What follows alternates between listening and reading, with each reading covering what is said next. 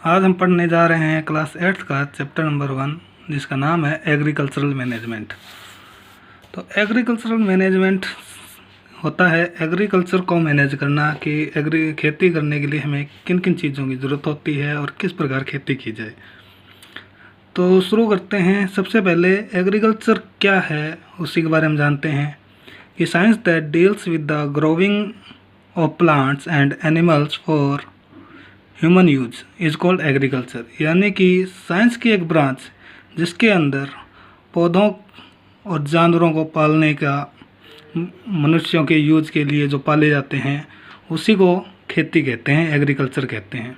वैसे कि हम सभी जानते हैं कि हमारा भारत एक कृषि प्रधान देश है और हमारे भारत की लगभग 70% जनसंख्या खेती पर डिपेंड करती है, फूड के लिए, क्लॉथ के लिए और शेल्टर के लिए।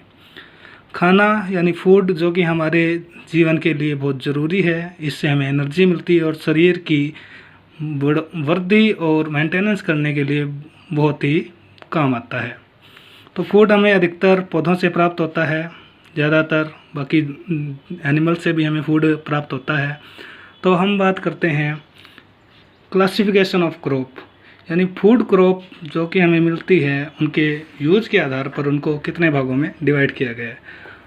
तो पहला है हमारा सीरियल्स यानी कि अनाज जो हम अपने भोजन में खाते हैं डेली, जैसे कि राइस, चावल, व्हीट, गेहूँ, मेज, मक्का, बार्ले, जौ।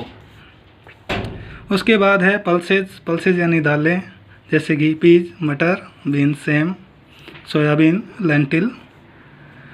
उसके बाद वेजिटेबल्स एंड फ्रूट, फल और सब्जियां जो कि हमारे भोजन का एक बहुत ही मुख्य आहार है, जैसे बनाना, एप्पल्स, कैरेट, कैबेज। इसके बाद आ गया है ऑयल सीड यानी तिलहन फसलें जिनसे हमें तेल प्राप्त होता है जो खाने के काम आता है, जैसे कि ग्राउंडनट, मूंगफली का तेल, मस्टर्ड, सरसों का, सनफ्लावर, सूरजमुखी। फिर स्पाइसेज जो कि भोजन को बहुत ही स्वादिष्ट और डिलीशियस बनाते हैं। तो चिलीज यानी कि मिर्ची, कोरिएंडर, धनिया और कमिन सीड, जीरा और टर्मरिक, हल्दी।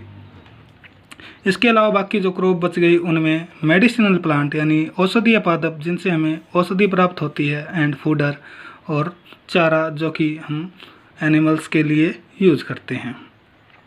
इसी क्रम में आगे बढ़ते हुए क्रॉप्स को उनके बढ़ते हुए सीजन के आधार पर कई भागों में बांटा गया है।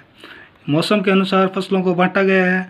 तो मुख्य रूप से 3 प्रकार की फसलें हैं जिनको मौसम के आधार पर बांटा गया है, खरीफ क्रॉप, रबी क्रॉप और जायद क्रॉप। तो सबसे पहले हम पढ़ेंगे खरीफ क्रॉप। खरीफ क्रॉप जो है ग्रोन इन रेनी सीजन यानी कि वर्षा ऋतु में उगाई जाती है ज़्यादातर, जो कि होती है हमारी जून टू सितंबर तक।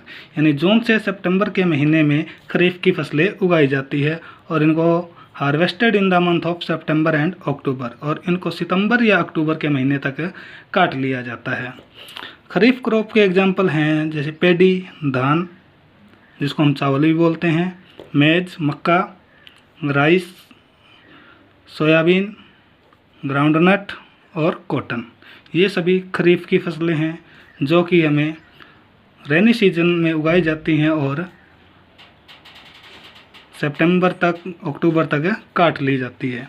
उसके बाद रबी क्रॉप जो कि विंटर सीजन की फसलें हैं, ग्रोन इन विंटर सीजन, सर्दी ऋतु में उगाई जाती हैं, यानी कि अक्टूबर टू मार्च, यानी कि अक्टूबर महीने के अंदर लगभग इनकी बुआई कर दी जाती है और मार्च अप्रैल के महीने तक इनको काट लिया जाता है। तो इनका टाइम पीरियड होता है जो अक्टूबर से लेकर मार्च अप्रैल तक होता है। इसके एग्जांपल है व्हीट, गेहूं, ग्राम, चना, पी, मटर, मस्टर्ड, सरसों और बार्ले, जौ।